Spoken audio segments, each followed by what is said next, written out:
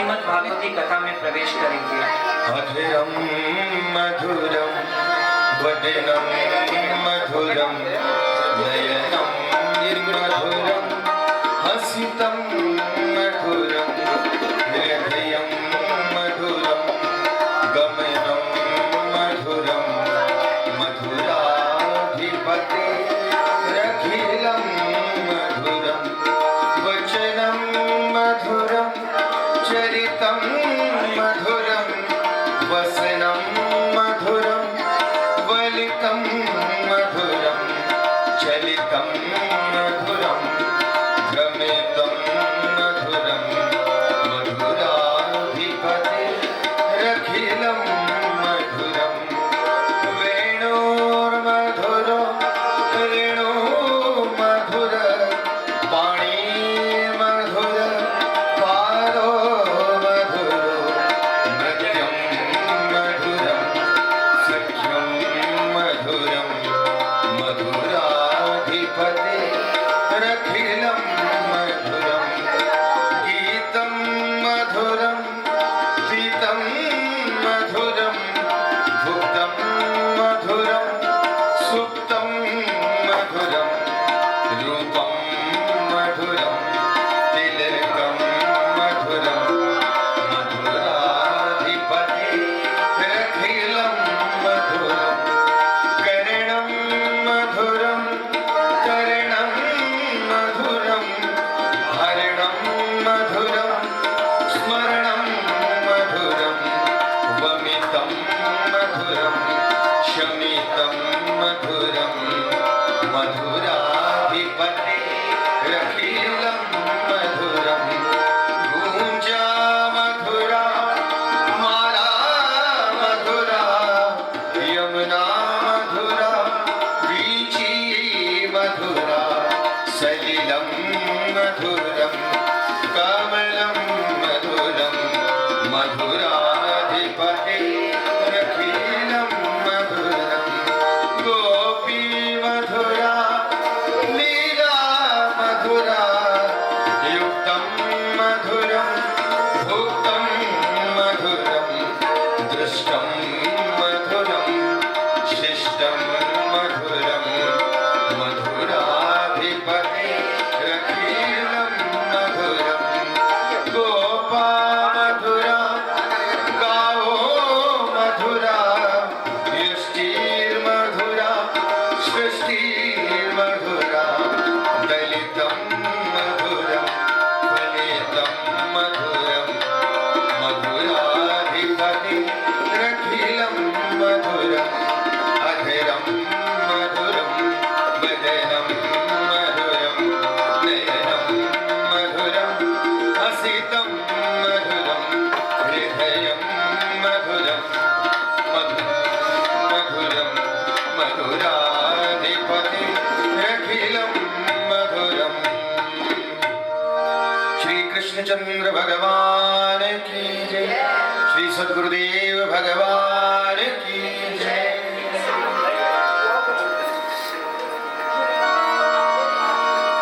आए हम सब कीर्तन से आज का आरंभ करें।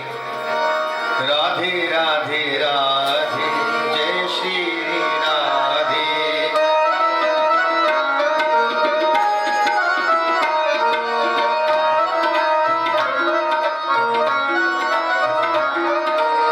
राधे राधे राधे गोविंद राधे राधे राधे राधे गोविंद राधे गोविंद राधे गोपाल राधे गोविंद राधे गोपाल राधे राधे राधे राधे गोविंद राधे राधे राधे राधे गोविंद राधे।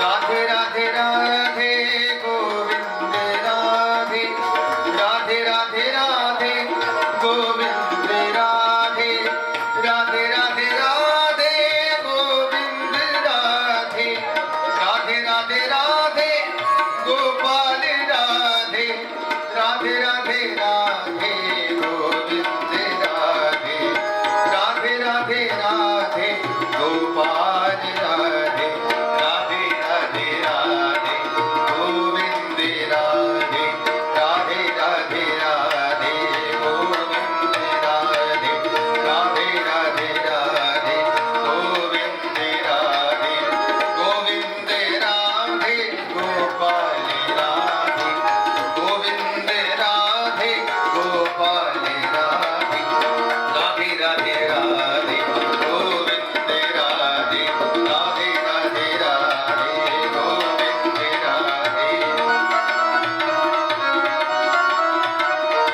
राधे राधे राधे गोविंद राधे राधे राधे राधे गोविंद राधे राधे राधे राधे गोविंद राधे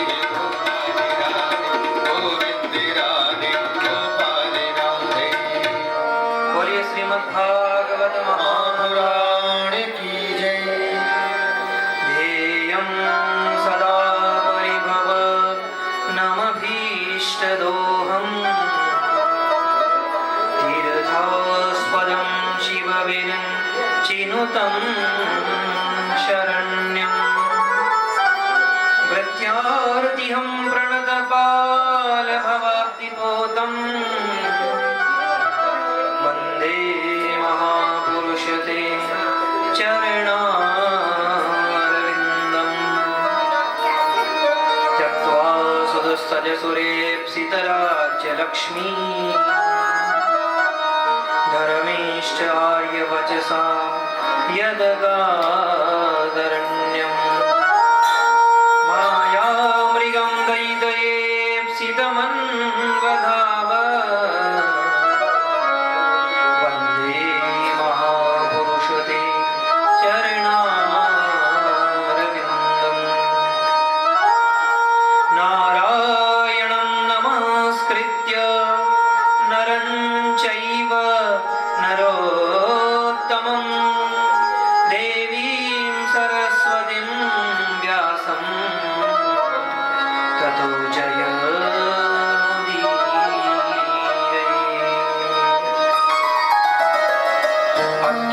अज्ञानतिमिरान्धस्य ज्ञानाञ्जनशलाकया चक्षुरुन्मीलितं येन तस्मै श्रीगुरवे नमः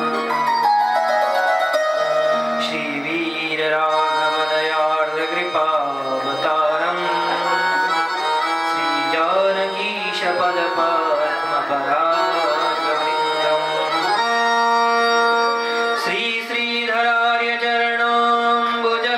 श्रीश्रीधरार्यचरणाम्बुजलग्नमौलिम् श्रीदेशिकार्य घनश्यामगुरुं नमामः। जय जय श्रीराधारमण जय जय नवलकिशोर जय गोपीचितचोर प्रभु जय जय माखन चोर जय जय जय जय माखन चोर बोलिए वृंदावन बिहारी लाल की जय श्रीमद्भागवत महापुराण की जय। अखिल कोटि ब्रह्मांड नायक परात्पर पुरुषोत्तम श्रीपति श्रीमन नारायण अनंत श्री विभूषण जगत गुरु रामानुजाचार्य झालरिया पीठाधिपति आचार्य चरण शिवराज स्वामी जी महाराज एवं उपस्थित समस्त भगवत भागवत जन, श्रीमद् भागवत की कथा के अंतर्गत कल हमने परम महाभागवत श्री प्रहलाद जी महाराज के चरित्र का श्रवण किया। हमने देखा किस तरह खंबे से ही श्री प्रहलाद जी महाराज ने नरसिंह भगवान को प्रकट कर दिया। न मृगम न मानुषम, क्योंकि परमात्मा तो सर्वत्र व्याप्त है, कण कण में व्याप्त है। जहां हमारा प्रेम पुष्ट होता है, प्रभु वहीं से ही प्रकट हो जाते हैं। आज भी कहते हैं भाई आज उस समय में भगवान आए, तो आज खंबे से भगवान क्यों प्रकट नहीं होते? संत समाधान करते हुए कहते हैं, सूर अनेक फिरे पद गावत, पे पद सूर सो स्वाद कहाँ। पुनि ढोल मजाती अनेक फिरे, पर मीरा मतवाली सी चाह कहाँ। पद तो अभी भी बहुत लोग गाते हैं, लेकिन जो पदों का आनंद सूरदास जी के पदों में है, वह कहीं देखने को नहीं मिलता। सूर अनेक फिरे पद गावत, पे पद सूर सो स्वाद कहाँ। पुनि ढोल मजीरा बजाती फिरे, पर मीरा मतवाली सी चाह कहाँ। राम कथा कितनों ने लिखी, पर तुलसी सी मर्याद कहाँ। और हर खंबन में नरसिंह खड़े, पर प्रकटन को प्रहलाद कहाँ। आज भी हर खंबे में नरसिंह भगवान है, लेकिन प्रकट करने के लिए प्रहलाद नहीं है। प्रहलाद जैसी भक्ति नहीं है। जहां भक्ति पुष्ट हो जाती है, वहीं परमात्मा प्रकट हो जाती है। एक बार गोस्वामी तुलसीदास जी ने जब रामचरितमानस लिखी, लिखने के पश्चात वृंदावन गए, ब्रज प्रदेश में मंदिरों के दर्शन करने के लिए। लेकिन जब वृंदावन गए तो सर्वत्र राधे राधे नाम का ही उच्चारण सुना। हर कोई राधे राधे करे, तो वहां पर सीताराम जी कहने वाला कोई नहीं। तो राधे राधे सब कहे, आंख ढाक और खेल। तुलसी या व्रज में कहूँ, सिया राम से वे। जब सर्वत्र राधे राधे ही सुना, तो उनका मन बड़ा खिन्न हो गया, क्योंकि कोई भी उनके प्रभु का वहां स्मरण नहीं कर रहा। शाम का समय था, राधा कृष्ण का मंदिर था। भगवान कृष्ण मुरली बजाते हुए खड़े बीच में, और चारों तरफ गोपियां खड़ी। उस मंदिर में दर्शन करने के लिए गए। शाम का समय था और पर्दा लगा हुआ था, प्रभु की भोग लग रहा था। अनेक साधु संत वहां बैठे थे। एक साधु ने व्यंग कस दिया। उनका नाम था परशुराम जी आचार्य। उन्होंने तुलसीदास जी की तरफ देखकर व्यंग किया और कहा, अपने अपने इष्ट को नवन करे सब कोई, परशुराम पर इष्ट को नवे सो काय रहो। अरे तुलसीदास जी, आपके इष्ट हैं तो सीताराम, पर आप तो राधा कृष्ण भगवान के मंदिर में दर्शन करने के लिए आ गए। ये तो अच्छी बात नहीं है, क्योंकि दूसरे के इष्ट को तो कभी प्रणाम नहीं करना चाहिए। आपके इष्ट तो सीताराम है और आप आ गए राधा कृष्ण मंदिर में। तुलसीदास ने सोचा भाई देखो, तत्व तो सभी एक है, वही सीताराम और वही राधे कृष्ण, पर यहाँ तो मेरे इष्ट की परीक्षा हो रही है, तत्व की परीक्षा हो रही है। उन्होंने भी प्रणाम किया। पर्दा लगा हुआ था, भोग लग रहा था, और तुलसीदास ने हाथ जोड़कर भगवान से निवेदन किया और कहा कहो छवि आच की भले विराजे नाथ। तुलसी मस्तक नवद है, धनुष बाण लो हाथ। यह तो मस्तक तभी नवेगा जब आप धनुष बाण हाथ में लोगे। समय पूर्ण हुआ और जैसे ही पुजारी ने मंदिर से पर्दा हटाया, तो कहां तो भगवान का वह स्वरूप मुरली वादन करते हुए गोपियों के साथ वह स्वरूप हट गया। कित मुरली कित चंद्रिका कित सखियन को साथ, अपने जन के कारण श्री कृष्ण भये रघुनाथ। बोले सीतारामचंद्र भगवान की जय। भगवान श्री राम अपने भाई लक्ष्मण के साथ धनुष बाण लिए वहीं उस विग्रह में अवतरित हो गए। आज भी अगर आप ब्रज जाएं तो वहां पे श्री तुलसी राम दर्शन स्थान बना हुआ है। आज भी वह मंदिर सीताराम का है। तो जहां पर हमारी भावनाएं पुष्ट हो जाए, प्रभु वहीं से ही अवतरित हो जाते हैं। आगे कथा सुनाना प्रारंभ किया। 8वें स्कंद में प्रवेश किया। शुकदेव जी महाराज कहते हैं, परीक्षित 8वें स्कंद में मनवंतर प्रधान है, भगवान की अवतारों का प्रसंग है। एक बार भगवान ने हरि अवतार लेकर गजेंद्र की रक्षा करी और ग्रह का उद्धार किया। परीक्षित ने पूछा, महाराज मेरी सुनने की उत्कंठ अभिलाषा है, किस प्रकार प्रभु ने एक पशु योनि में उत्पन्न हुए गजेंद्र की रक्षा करी। कथा सुनाना प्रारंभ करते हैं सुखदेव जी महाराज और कहते, सुनो परीक्षित, एक बार त्रिकूट नामक पर्वत के नीचे एक सिंह रहता था, गजेंद्र उसका नाम था। हाथियों में सर्वप्रधान था, इसलिए गजेंद्र हुआ, बल्कि बल तो उसका इतना था कि सिंह को भी वह पराजित कर देता था। अनेक उसकी पत्नी हथिनियां थी और भरा पूरा परिवार था, अनेक उसके बच्चे थे। गर्मी की ग्रीष्म से प्रताड़ित वह गजेंद्र एक बार सरोवर में स्नान करने के लिए गया। अनेक हथिनियां और उसके हाथी के बच्चे भी थे। जब अपनी गर्मी को शांत कर लिया गजेंद्र ने, तो थोड़ी क्रीड़ा करने लगा जल में। जब जल का अधिक मेला होने लगा जल, तब उस सरोवर में रहने वाले ग्रह ने उस गजेंद्र का पैर पकड़ लिया। हाथी ने सोचा कोई छोटा मोटा जीव होगा, उसको नहीं पता है किसका पैर पकड़ा है, तो खेलने लगा।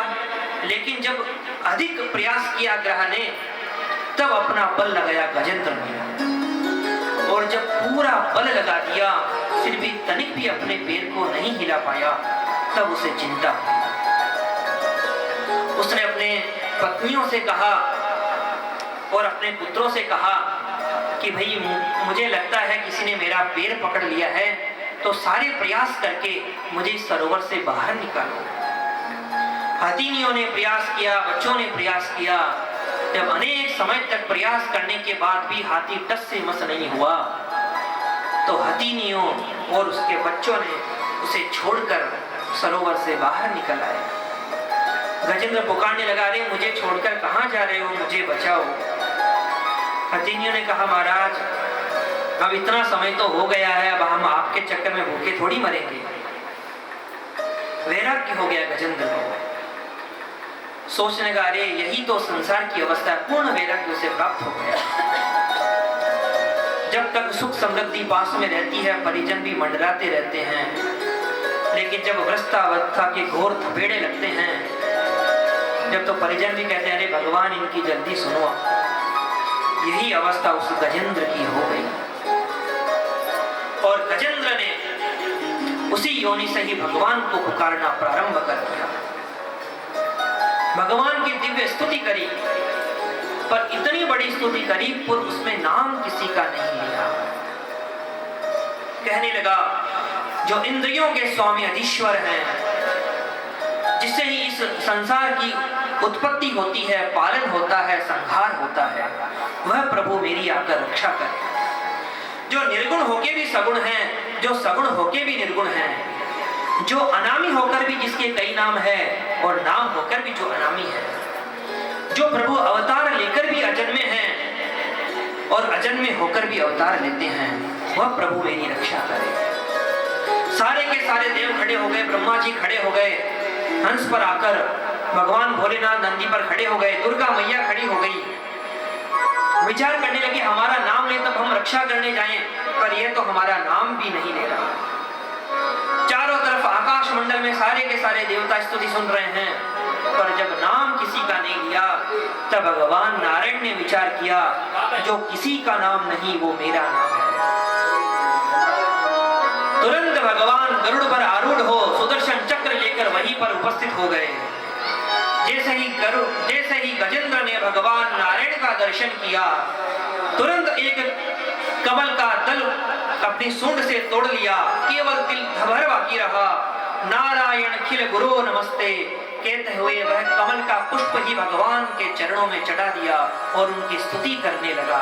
अपि बलि तपि बलि और बाहुबलि, चौथो है बलिदान। सूर्य किशोर कृपा से सब विधिहारे को हरि नाम सुनेरी मैंने निर्बल के बलराम। हे गोविंद हे हे गोपाल अब तो जीवन हारे, हे गोविंद हे गोपाल अब तो जीवन हारे। निरपीवन हेतु गयो सिंधु के किनारे, निरपीवन हेतु गयो सिंधु के किनारे। सिंधु बीच बसत ग्राह, सिंधु बीच बसत ग्राह, चरण धर पछायो। हे गोविंद राखो शरण अब तो जीवन हारे, हे गोविंद राखो शरण अब तो जीवन हारे।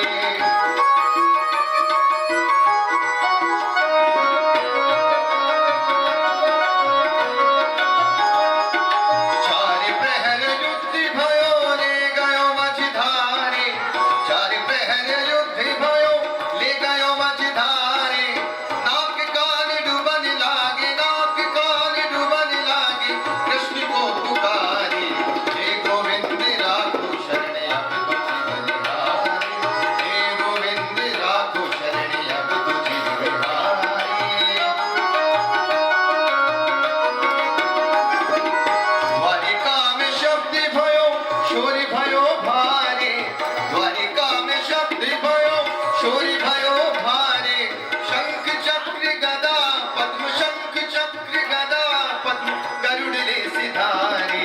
हे गोविंद राखो शरण अब तो जीवन हारे, हे गोविंद राखो शरण अब तो जीवन हारे।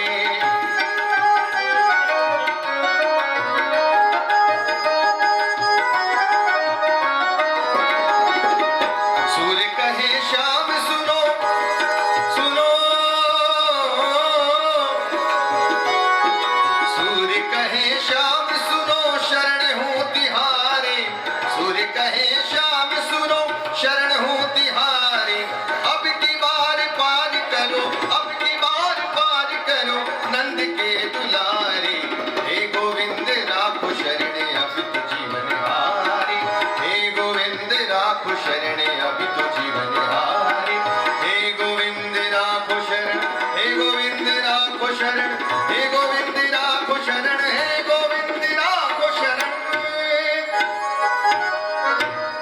बोलिए भक्त वत्सल भगवान की जय।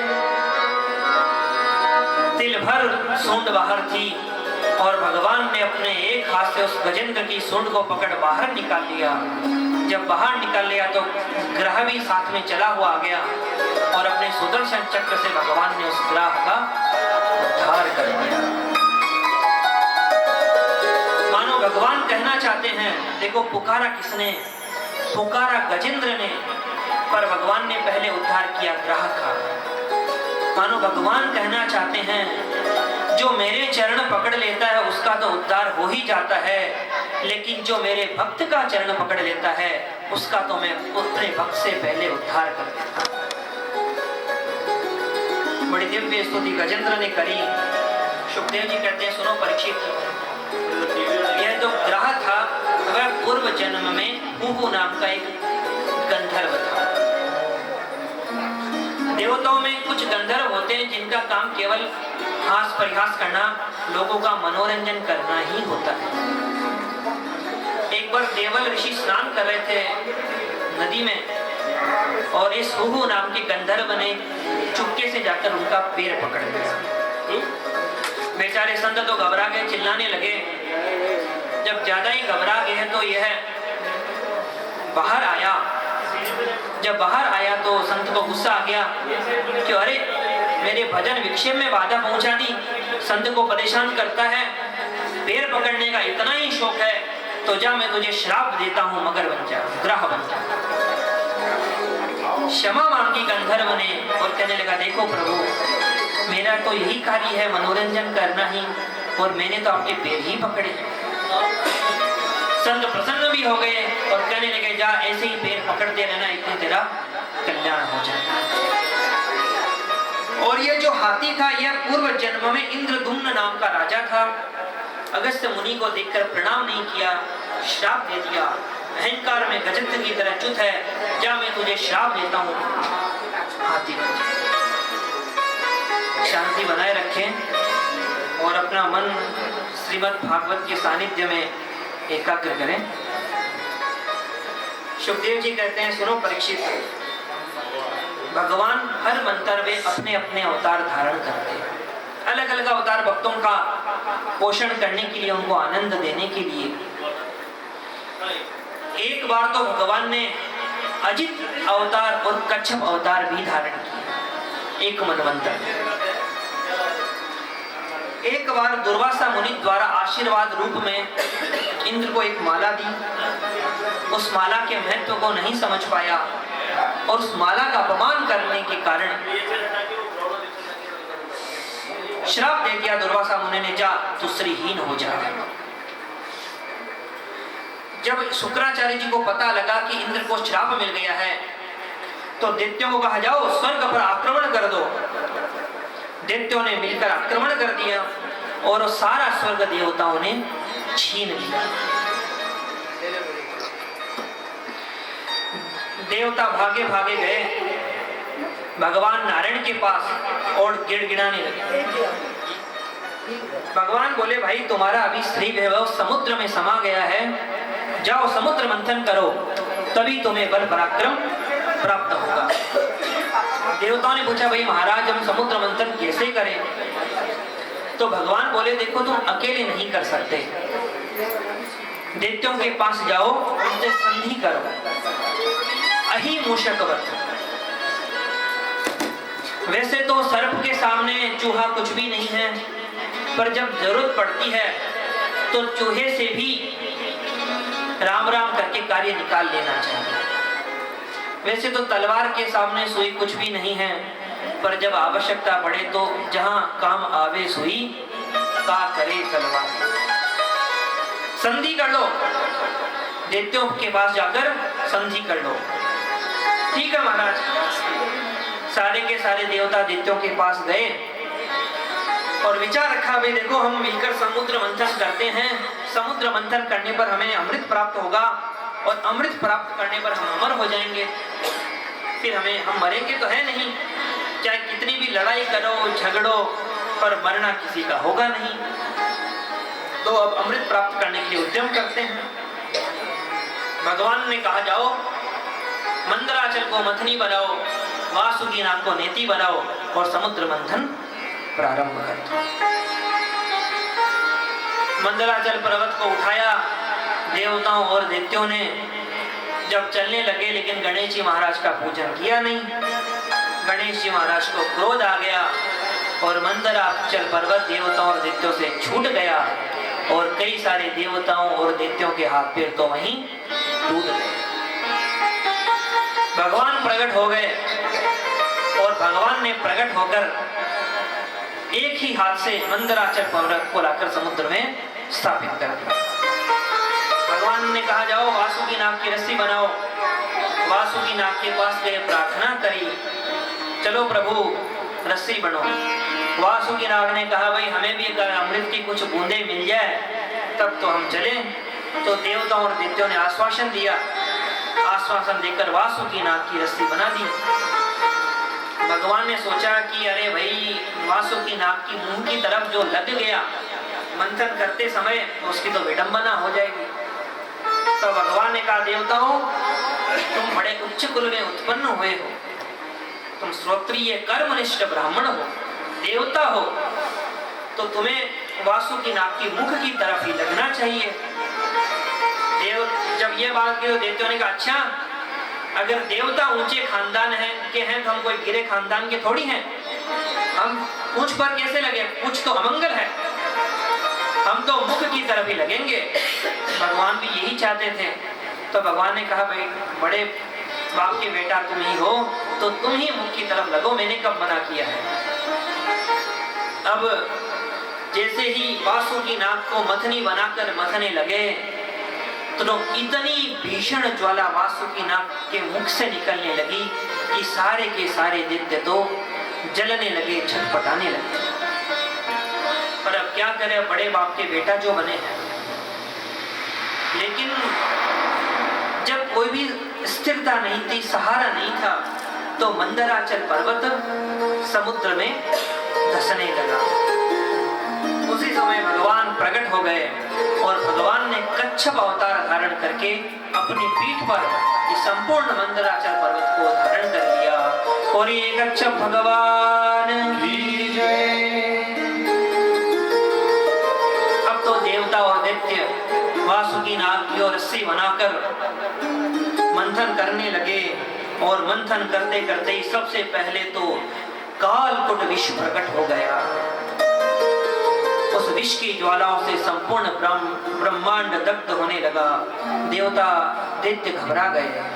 भगवान ने कहा, घबराओ मत, जाओ भगवान भोलेनाथ की शरण में, उनसे कहो वही तुम्हारी रक्षा करेंगे। सारे के सारे देवता दैत्य गए कैलाश पर्वत पर और भोलेनाथ से निवेदन किया, हाथ जोड़कर उनकी वंदना करने लगे।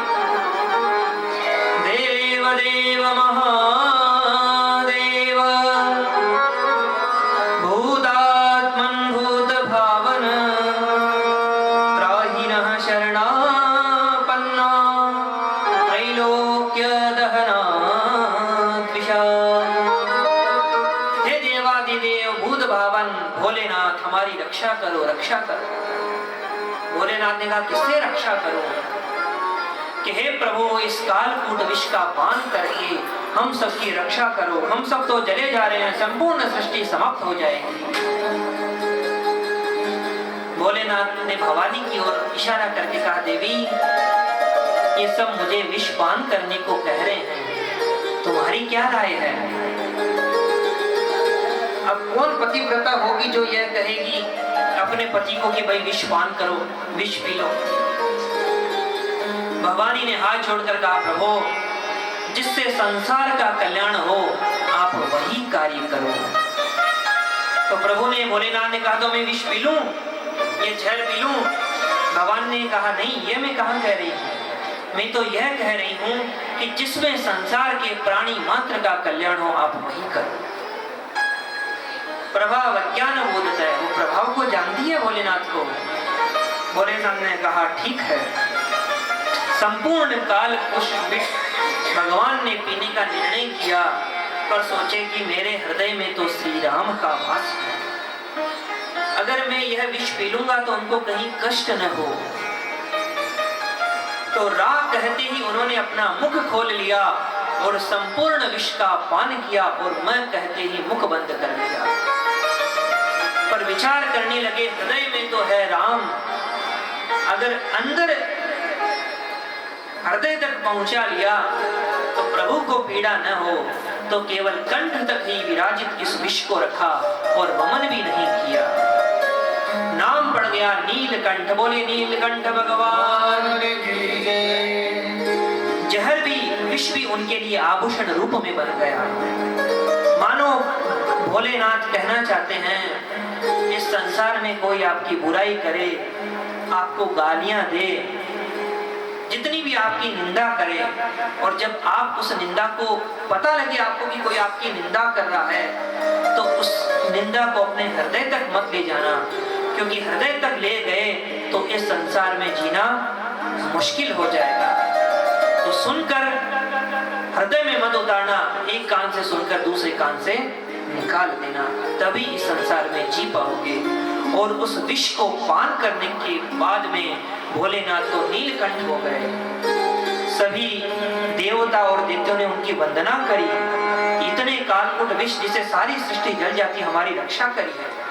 आइए हम सब भी भगवान भोलेनाथ का ध्यान करके उनका वंदन करते हैं। कैलाश के निवासी नमो बारे बारे तू, नमो बारे बारे तू, आयो शरण तिहारी भोले तारे तारे दो, आयो शरण तिहारी भोले तारे तारे दो।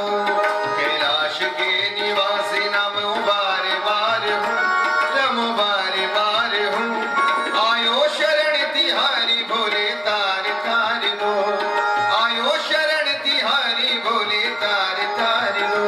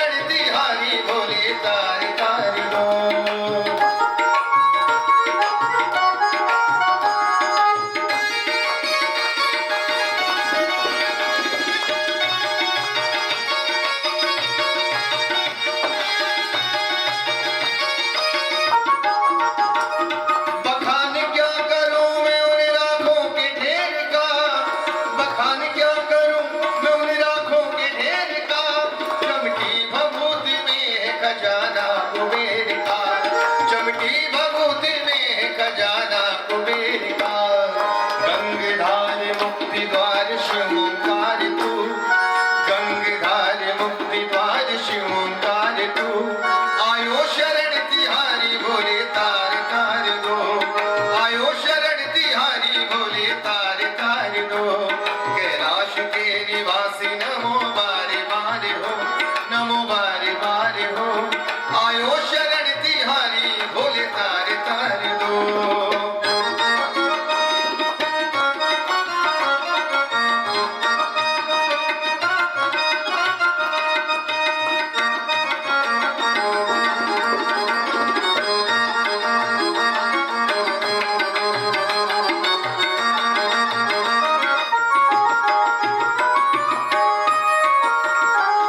क्या क्या नहीं दिया ओ भोले क्या प्रमाण दे, क्या क्या नहीं दिया ओ भोले क्या प्रमाण दे। बस गए त्रिलोक शंभु तेरे नाम से, बस गए त्रिलोक शंभु तेरे नाम से। जहर पिया पिया जहर पिया, जहर पिया जीवन दिया, जहर पिया जीवन दिया। कितना उदार तू, कितना उदार तू। आयो शरण तिहारी भोले तार तार दो, आयो शरण तिहारी भोले तार तार दो। कैलाश के निवासी नमो बारे बारे हो, नमो बारे बारे हो। आयो शरण तिहारी भोले तार तार दो, आयो शरण तिहारी भोले तार तार दो। भोले तार तार दो, भोले तार तार दो, भोले तार तार दो। भोलेनाथ भगवान की जय। पुनः समुद्र मंथन प्रारंभ हुआ और इस बार सबसे पहले कामधेनु गाय निकली जो ऋषियों को दे दी गई। उच्चैःश्रवा घोड़ा मिला, प्रकट हुआ वो असुर दैत्यराज बलि को मिला। ऐरावत हाथी देवताओं को दिया गया। कौस्तुभ मणि निकली जो भगवान के पास स्वतः ही चली गई। चंद्रमा प्रकट हुआ जो भोलेनाथ के पास चला गया तो प्रभु चंद्रमौलीश्वर बन गए। कल्प वृक्ष प्रकट हुआ, स्वर्ग में चला गया। और फिर विद्युत दामनी की तरह, बिजली की तरह, जिस प्रकार नीले आकाश में बिजली चमकती है उसी प्रकार भगवती लक्ष्मी का प्रादुर्भाव हो गया। बोलिए महालक्ष्मी मैया की जय। वरमाला लिए लक्ष्मी जी प्रकट हो गई। सारे दैत्य उनसे विवाह करने का उद्यत हुए, देवता उद्यत हो गए। भगवान ने कहा देखो सब पंक्तिबद्ध होकर बैठ जाओ। एक तरफ ऋषि मुनि बैठ गए, एक तरफ देवता बैठ गए, एक बार दैत्य बैठ गए। लक्ष्मी जी वरमाला लेकर चल पड़ी। सबसे पहले ऋषि पंक्ति में गई। दुर्वासा मुनि को देखा कि भाई तपस्वी भी हैं, ज्ञानी भी हैं, पर क्रोध पर नियंत्रण नहीं पाया, क्रोधी बहुत है। तो क्रोध इनमें अवगुण है तो वर्ण नहीं किया। किसी न किसी कोई न कोई कमी लक्ष्मी जी निकालती गई और वरमाला लेकर आगे बढ़ती गई। देव पंक्ति में गई, देवताओं को नापसंद कर दिया। दैत्यों की ओर देखकर कहा अरे इनका तो आहार बहुत ही बुरा है। भगवान नारायण के पास गई तो देखा इनका तो वेश भी मंगल है, इनकी प्रकृति स्वरूप स्वभाव कृपामय स्वभाव सब सुंदर है, पर एक दोष तो इनमें भी है कि बाकी अन्य के पास मैं जा रही हूँ, सब मुझे ही टुकुर टुकुर देख रहे हैं, पर मैं तो 2 घंटे से इनके सामने खड़ी हूँ, ये तो एक बार भी इन्होंने मेरी ओर दृष्टिपात नहीं किया। बल्कि कहूँ तो यह दूषण नहीं भूषण ही है, क्योंकि लक्ष्मी जी कहती है यही मेरा स्वभाव है, जो मेरे पीछे जितना भगता है मैं उसे उतना ही भगाती हूँ, और जो मेरा तिरस्कार कर देता है मैं तो उसके पीछे पीछे भागती हूँ। यही लक्ष्मी का स्वभाव है। अंत में लक्ष्मी जी ने भगवान नारायण के गले में ही वरमाला डाल दी। बोले श्रीमन नारायण भगवान की जय। मदिरा निकली, दैत्यों ने ली और फिर अब अंत में जाकर स्वयं धन्वंतरी भगवान ही अमृत का कलश लेकर प्रकट हो गए। बोलिए धन्वंतरी भगवान की जय। अमृत को देखकर दैत्यों ने उस कलश को छीन लिया और भाग गए। सारे के सारे दैत्य जब भाग गए तो देवता त्राही त्राही करते हुए भगवान की शरण में पहुंचे। भगवान ने कहा चिंता मत करो, जो मेरे शरणापन्न भक्त है उनकी तो गई हुई चीज ही उनके पास लौटकर वापस आ जाती है, और जो मेरे से विमुख है उनके पास उनकी आयु ही चीज ही उन्हें छोड़कर चली जाती है। चिंता मत करो।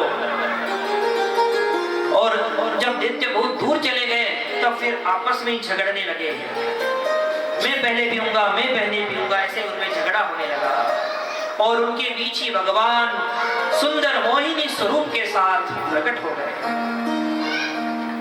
बोलिए मोहिनी भगवान की जय। हाथ में कमल पुष्प का दल लिए मधुर चाल चलते हुए मोहिनी भगवान उन दैत्यों के सामने प्रकट हो गए। दैत्यों ने जब वह रूप देखा प्रभु का तो उस रूप पर सारे के सारे दैत्य विमुक्त हो गए।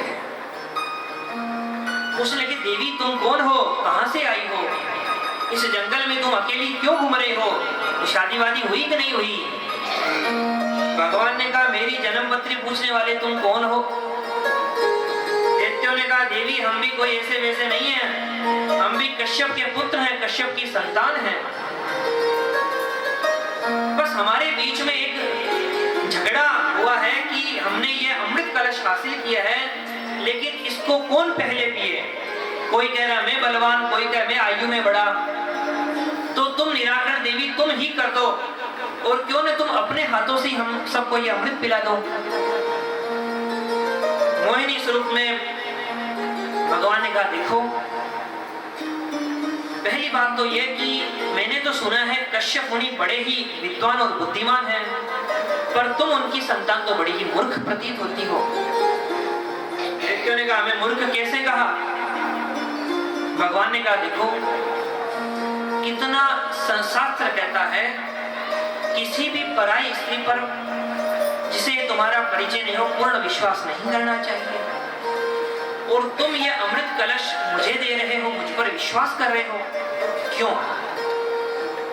दैत्यों ने कहा भाई बड़ी ही बुद्धिमान मालूम पड़ती है ये तो, क्योंकि भगवान तो विश्वास जीतना चाहते थे इसलिए भगवान तो भी नहीं कर रहे थे।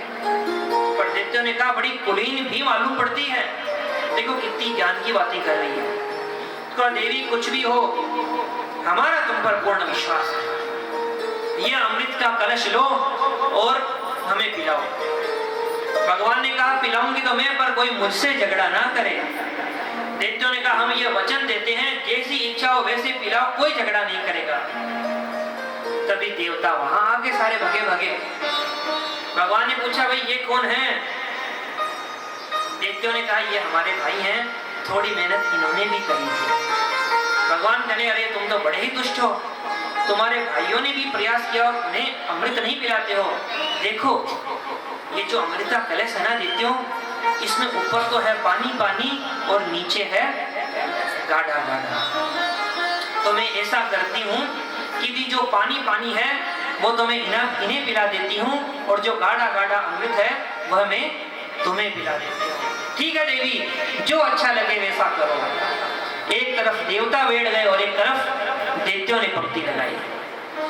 भगवान धीरे धीरे अमृत देवताओं को पिलाए जा रहे हैं और मुस्कान भरी नजरों से दैत्यों को देख रहे हैं। तो दैत्य तो कर रहे हैं रूप सुधा का पान और देवता कर रहे हैं अमृत पान। स्वरभानु नाम के दैत्य को थोड़ा संदेह हुआ तो वह देव पंक्ति में सूर्य चंद्र के बीच में जाकर ही बैठ गया और भगवान ने उसे भी अमृत पिला दिया। तभी सूर्य चंद्र ने कहा प्रभु ये क्या कर रहे हो, ये तो दैत्य है। तब प्रभु को क्रोध आया और प्रभु ने सुदर्शन चक्र से उसका सर काट दिया। अमृत पान कर चुका था तो दो रूपों में विभक्त हुआ, राहु और केतु के रूप में। जब संपूर्ण अमृत देवताओं को पिला दिया और पिलाते ही भगवान अंतर ध्यान हो गए। जैसे ही अंतर ध्यान हुए अब दैत्यों की समाधि टूटी दैत्यों ने कहा एक दूसरे, अरे भाई वो देवी कितकू गई। एक ने कहा मुझे तो लगता है वो कहां भाग गई, कहां चली गई। एक ने कहा वो तो मुझे लगता है थी नहीं था, वह तो बहुरूपिया विष्णु ही था जो हमें पागल बनाने को चला गया। अब सारे के सारे दैत्य देवताओं पर टूट पड़े, पर देवताओं ने कर लिया अमृतपान। अमृतपान करने के बाद में बाहुबल आ गया, सामर्थ्य आ गया और सारे के सारे दैत्यों को मार दिया और स्वर्ग पर आरूढ़ हो गए। शुक्राचार्य जी को जब पता लगा तो शुक्राचार्य जी गए और मृत संजीवनी विद्या से उन्होंने सारे के सारे राक्षसों को पुनर्जीवित कर दिया। दैत्य ने कहा गुरुदेव आपने जीवित तो कर दिया, पर करे क्या, स्वर्ग पर तो आधिपत्य हो गया है अब देवताओं का। शुक्राचार्य ने कहा चिंता मत करो, अगर नारायण देवताओं के पक्ष में है तो गुरुजी तुम्हारे पक्ष में है। पर क्या करूं, मेरे पास सबकी काट है पर उस